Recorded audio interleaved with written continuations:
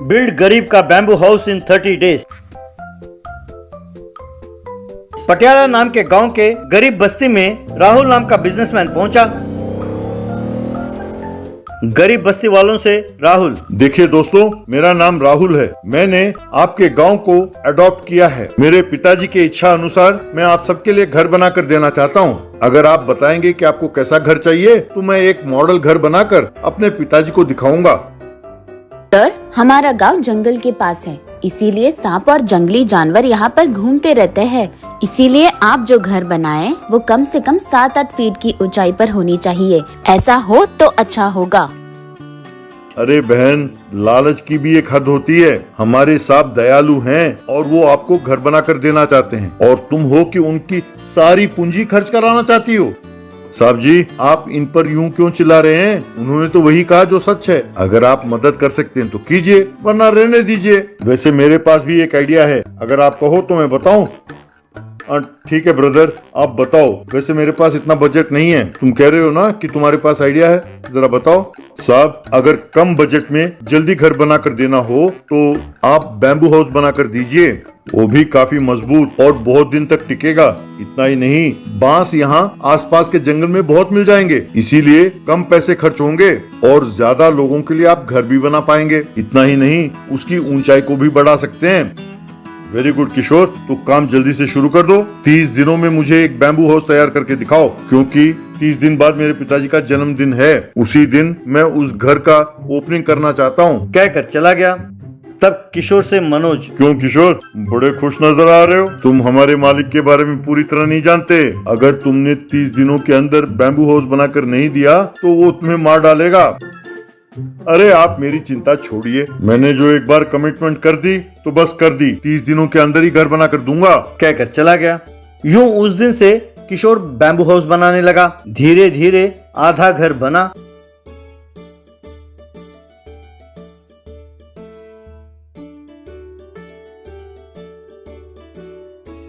तब मनोज और उसके दोस्त वरुण वहां पहुंचे।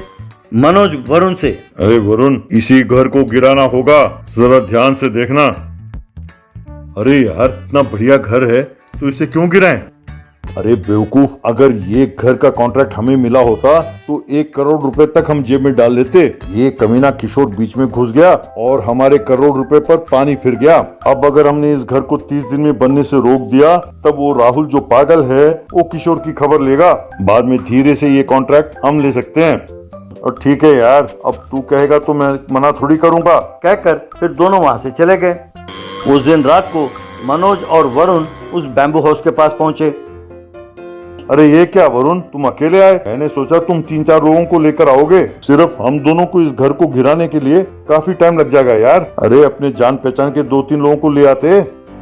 अरे तुझे पहले बताना चाहिए था यार। अगर पहले बताते मैं 2-4 लोगों को ले आता। चलो यार, कोई बात नहीं, अब भी कुछ नहीं बिगड़ा, मैं फोन करके बुलाता हूँ। कहकर फोन लगाने लगा। थोड़ी देर बाद राहुल और किशोर वहां पहुंचे।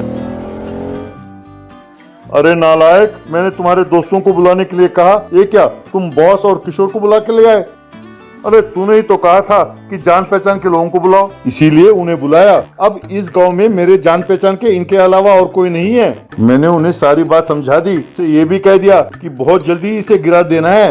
अरे कमीने, तुमने तो मेरा बेड़ा गर्क कर दिया। अब वो मुझे मार डालेगा। अब मुझे ये नौकरी, ये गाँव सब छोड़कर भागना होगा। कहकर वहां से भाग गया।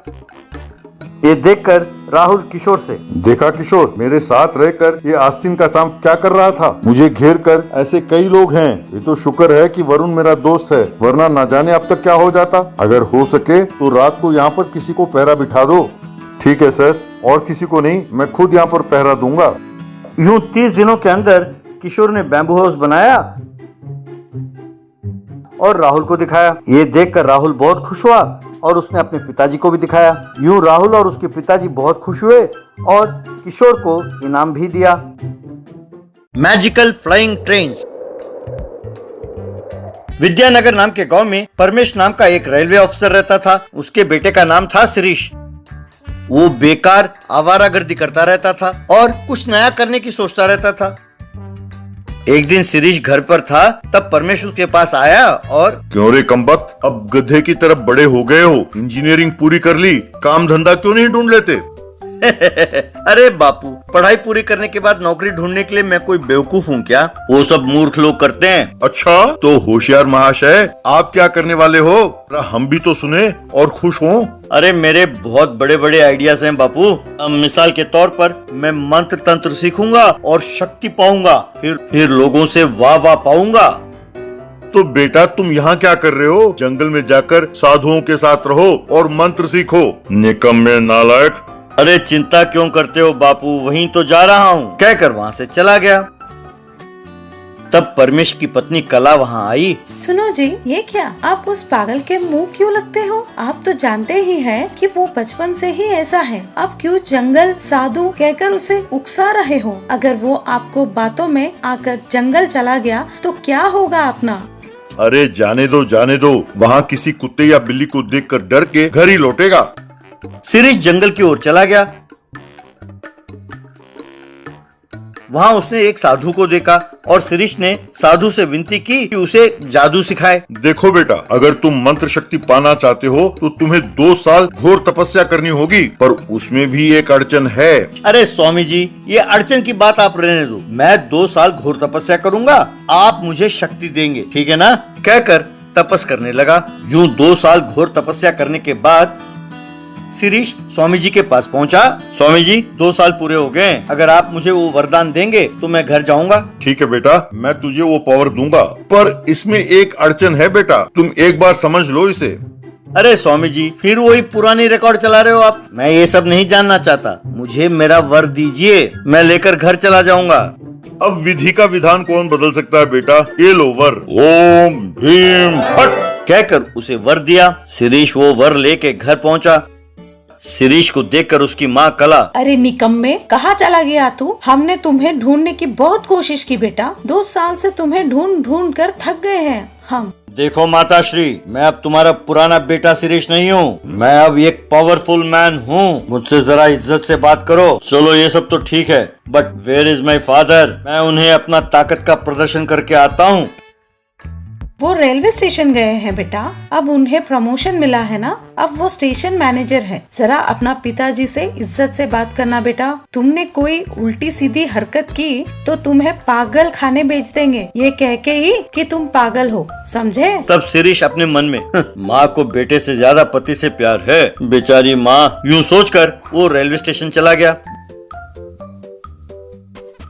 वहाँ रेलवे स्टेशन में बिजनेसमैन राहुल परमेश को अपने 3 नए गाड़ियाँ दिखा रहा था। देखिए परमेश जी, ये हमारे 3 नए प्राइवेट गाड़ियाँ हैं, इन्हें बहुत जल्द हम पटरी पर चलाने वाले हैं। अगर आप इन्हें सुपर नाम का सर्टिफिकेट दे दें तो बहुत अच्छा होगा, मैं प्रसन्न हो जाऊंगा, खुश हो जाऊंगा, वरना आप तो मेरे बारे में जानते ही हैं। देखिए राहुल जी, ये आप दूसरे देशों से लाए हुए घटिया किस्म के ट्रेन हैं, ये हमारे रेलवे क्वालिटी के नहीं हैं, इसीलिए मैं इन्हें क्वालिटी सर्टिफिकेट नहीं दे सकता। यूं कह ही रहा था कि तभी शिरीष वहाँ पहुँचा। उसे देखकर परमेश, अरे बेटे, तुम कहाँ चले गए थे? 2 साल से तुम कहाँ भटक रहे थे? हम तुम्हें ढूंढ के थक गए। अच्छा, तो यही है तुम्हारा पागल बेटा? मैंने तो सुना था कि वो पागल हो गया है और घर से भाग गया। मैंने आपके फैमिली के बारे में जरा इंक्वायरी किया था। चलो कोई बात नहीं, टाइम पर पहुंच गया। अब सोच लो, तुम्हें ईमानदार अफसर बन के रहना है या अपने बेटे के साथ रहना है। देखो, इन ट्रेनों की क्वालिटी को मैं बदलने नहीं वाला हूँ। बापू, ये कॉमेडियन कौन है?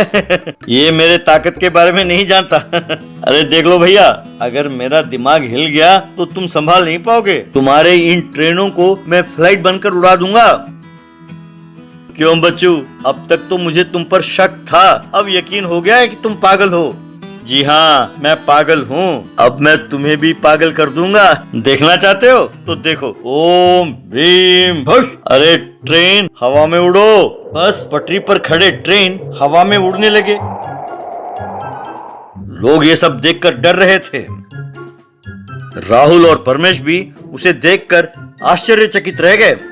अरे बेटा, मेरे ट्रेन को नीचे उतारो, वो कोई गैस बैलून नहीं है जिसे हवा में उड़ा रहे हो। अरे ये क्या कर दिया? अरे तुम हो कौन? अरे अभी अभी तो तुमने मुझे पागल कहा था। बताओ, कोई पागल ट्रेन को हवा में कैसे उड़ा सकता है? अगर चाहो तो तुम खुद हवा में उड़ो और उसे नीचे उतारो। ओम भीम फट। तो राहुल भी उन ट्रेनों के साथ हवा में उड़ने लगा। इस अजीब तमाशा को देखकर लोग हैरान थे। तब शिरीष अपने बाप से, क्यों बापू, देखा मेरा पावर? मैं इसी के बारे में तुमसे कह रहा था बापू। कर चुके तुम अपना प्रदर्शन, अब राहुल और उन ट्रेनों को नीचे उतारो, वरना सब मीडिया वाले अपने घर के बाहर डेरा लगा देंगे। इतना ही नहीं, यूं सबके सामने तुम प्रदर्शन करोगे तो तुम्हारे पावर्स जाते रहेंगे बेटा। क्या स्वामी जी ने तुम्हें बताया नहीं?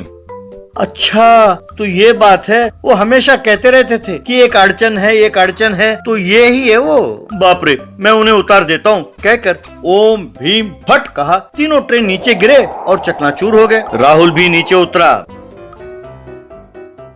क्यों रे कमीने, तुमने लोगों को समझ क्या रखा है? अगर धंधा करना हो तो ईमानदारी से करो। अगर तुम यूं घटिया क्वालिटी वाले माल बेचोगे तो इस बार तुम्हें हवा में नहीं, दुनिया से उठा दूंगा, सोच लो। शिरीष की बातें सुनकर राहुल डर गया और वहाँ से भाग खड़ा हुआ। तब परमेश ने शिरीष की प्रशंसा की। शिरीष बहुत खुश हुआ।